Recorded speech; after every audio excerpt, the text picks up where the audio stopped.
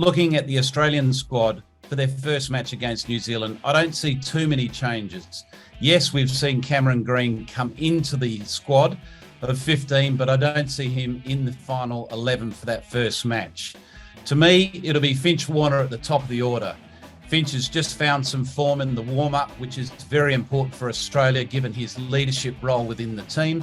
I see Marsh at 3, Maxwell 4, Stoinis 5. So quite a dynamic, powerful 3-4-5. Then you've got Tim David, his first World Cup. He'll come into the side at number 6. And then the experience of Wade at 7, also holding the gloves. The bowling attack will be based around Cummins, Stark, and Hazelwood. That's the pace bowlers. And of course, Zampa will come into the side. Didn't play in the warm-up games, but he'll definitely play.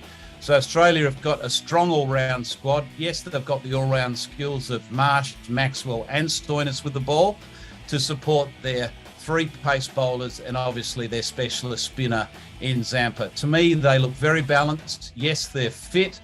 They've had a few issues, obviously, with some fitness of players outside of what you would call the core of their team, but overall they look well prepared for their first game.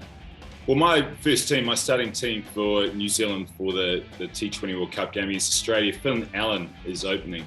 And I think that's important that he takes some risks at the top. We've got a couple of batters that follow. Devon Conway, who's an excellent player and been in great form, and plays a little bit of a less riskier rate than what Finn Allen would. And then behind that is captain Kane Williamson. So those 3 together, I think, are a very good combination for New Zealand. Number 4, Glenn Phillips. Has the ability to manipulate the spinners through the middle and be a little bit adventurous, which the number 4 role can be quite difficult. So he's got the skills, I think, to play a number of different roles. Chapman gets the number 5 spot in the absence of Daryl Mitchell. Chapman has played some cameo roles in the recent series, but he has a fine touch, and I think New Zealand will want to stay with the status quo for the first game in particular.